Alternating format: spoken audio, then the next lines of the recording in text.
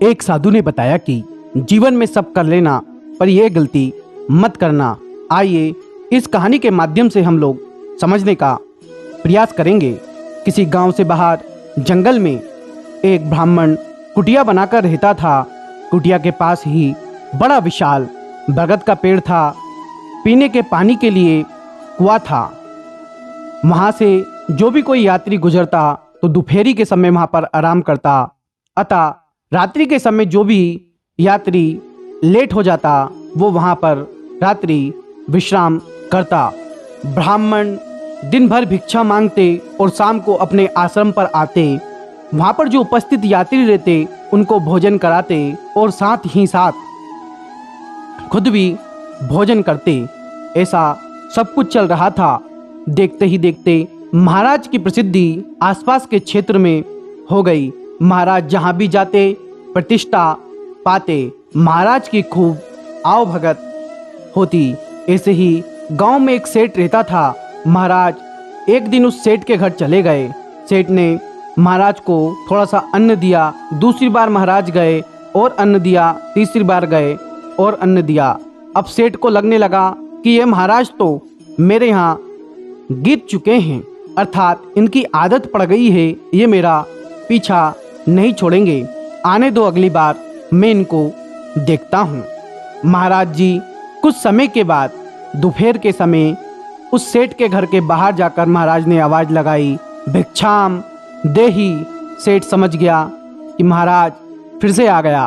अब सेठ ने महाराज को देख के प्रणाम तो कर लिया। सेठ खुद को बहुत परोपकारी दिखाता था कि मैं बहुत बड़ा परोपकारी हूँ और बहुत दान धर्म करता हूँ, लेकिन सेठ आंतरिक रूप से बहुत बड़ा दुष्ट था। सेठ ने महाराज को घर में बुलाया और विश्राम के लिए बिठाया और कहा, महाराज जी तनिक इंतजार कीजिए, मैं आपके लिए कुछ खाने के लिए लेके आता हूँ। सेठ अंदर जाता है और अपनी सेठानी अपनी पत्नी से कहता है कि ये भाग्यवती 4 रोटी बनाओ और उन 4 रोटी में जहर मिलाओ। ये महाराज तो अपने पीछे ही पड़ गया है, अब इससे पीछा अपने को छुड़ाना पड़ेगा। सेठानी ने ऐसा ही किया। 4 रोटी बनाई, जहर मिलाया। सेठ रोटी लेके आया। महाराज ने अपना कमंडल आगे कर दिया। सेठ ने कमंडल में रोटी रख दी और महाराज के चरणों में गिर गया और कहने लगा कि ये सेवक तो तुम्हारे चरणों का दास है महाराज, ये जीवन तो साधु संतों का ही है। आप कभी भी निसंदेह जिस चीज की जरूरत हो आप चले आइएगा। महाराज ने आशीर्वाद दिया और अपनी कुटिया की ओर निकल पड़े। कुटिया पे जाकर संध्याकालीन स्नान किया। दूसरे दिन की जो भिक्षा शेष बची हुई थी उसका कुछ प्रसाद ग्रहण किया और महाराज चिंतन मनन कर रहे थे कि इतने में वहाँ से एक यात्री गुजरता है। जब वह यात्री गुजरता है तो वह लेट हो चुका होता है अपने घर जाने के लिए। तो महाराज के पास आकर कहता है कि महाराज क्या मैं आपकी कुटिया में रुक सकता हूँ? महाराज कहते हैं क्यों नहीं बालक, बिल्कुल अपना ही घर समझो, पर तनिक तुम एक काम करो, हाथ मुंह धुल लो और कुछ प्रसाद ग्रहण कर लो। बालक कहता है महाराज ठीक है। बालक हाथ मुंह धुल के आता है। महाराज वो 4 रोटी जो सेठानी ने दी थी वो निकालते हैं अपने कमंडल से और बालक के सामने रख देते हैं। ये जो बालक था ये धीरे धीरे बातों ही बातों में 4 रोटी खा जाता है और महाराज जी से पूछ उठता है कि आप वो फलाने सेठ को जानते हो? तो महाराज कहते हैं हाँ बेटा बिल्कुल जानता हूँ मैं तो, वो का घर से तो मैं रोटी लेके आयो, ये आज बड़ो ही अच्छो भलो मानुस है। तो ये बालक सुनता है, मुस्कुराता है और कहता है कि महाराज आप जिस सेठ की बात कर रहे हैं मैं उन्हीं का बेटा हूँ। महाराज बहुत सारा आशीर्वाद देते हैं और महाराज कहते हैं बेटा अब तो बहुत रात हुई गई, एक काम कर तू जाके उन्हीं कुटिया में सो जा, मैं भी सोने जाऊं। महाराज अपनी कुटिया में सोने चले जाते हैं। ये बच्चा इधर सो जाता है। महाराज सुबह उठते हैं, अपने नित्य कर्म से फ्री होकर महाराज देखते हैं कि यार ये बच्चा नहीं उठा अभी तक। फिर महाराज ये भी सोचते हैं कि बड़ा घर का बच्चा है तो हो सकता है कि ये लेट सोया होगा, फिर इसकी आदत लेट होगी। बड़े घर में अक्सर होता ना, कह देते कि यार हम तो बड़े घर के हैं, बड़े घर की पहचान है कि हम 9 बजे उठते हैं सो के। तो महाराज को लगा कि यार ठीक है सोने दो थोड़ी देर। फिर थोड़ा थोड़ा सूरज निकलने लगा, सर पे आने लगा।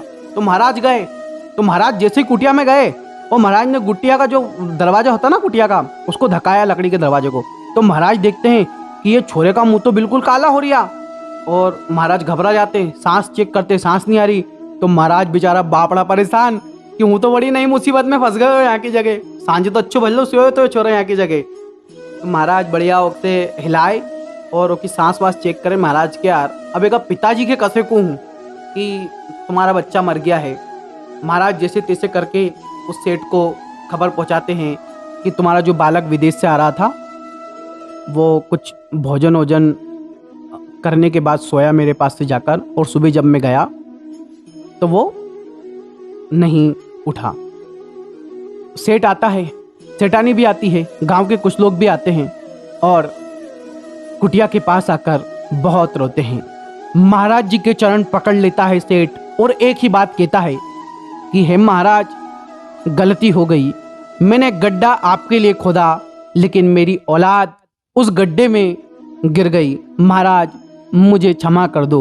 महाराज जी कहते हैं बेटा जो हो गया हो जाने दे, पर अगली बार से ऐसा कर्म नहीं करना बेटा। जो तेरे साथ अच्छा करे उसका बुरा नहीं करना बेटा।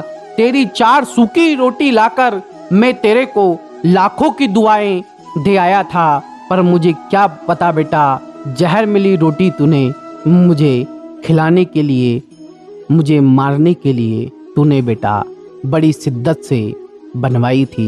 बेटा ध्यान रखना, मनुष्य जीवन मिला है तो इस मनुष्य जीवन का बेटा थोड़ा सा ध्यान रखो, कल्याण का काम करो। उस ईश्वर ने तुम्हें यदि कुछ ऐसा बनाया है तो कोशिश करो कि गरीबों की सहायता करो। महाराज की बातों को सुनकर वह अंदर ही अंदर सिसक उठा और महाराज से उसने दीक्षा ग्रहण कर ली और महाराज के निज चरणों का वो दास हो गया। साथियों, इस कहानी को सुनाने का उद्देश्य सिर्फ इतना ही था कि जीवन में कोई व्यक्ति आपकी सहायता करे, कोई व्यक्ति आपके बुरे समय में आपका साथ दे, तो आप कोशिश करना जब आपका अच्छा समय आए तो उस व्यक्ति के एहसानों को मत भूलना। कहते हैं ना, जो आपके ऊपर उपकार करे उसके उपकार को कभी अपकार मत करना, उसको धिक्कारना मत। क्योंकि बेटा जब सारा संसार तुम्हारे साथ नहीं था तो वो व्यक्ति तुम्हारे साथ था, वो खड़ा था।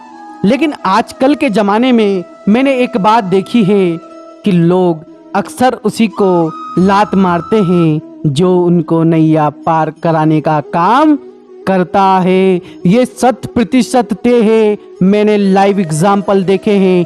कई लोगों को कहना भी मतलब गलत होगा कि कुछ लोग इस प्रकार के बोलते हैं ना कि इस प्रकार के एहसान फरामोश होते हैं कि उन्हें तनिक भी पता नहीं होता कि सामने वाले ने मेरे लिए किस व्यक्ति से झगड़ा लिया, किस व्यक्ति से उसने मेरे कारण दूरियां बनाई और किस व्यक्ति के मनाही के बावजूद भी उस इंसान ने मेरा साथ दिया।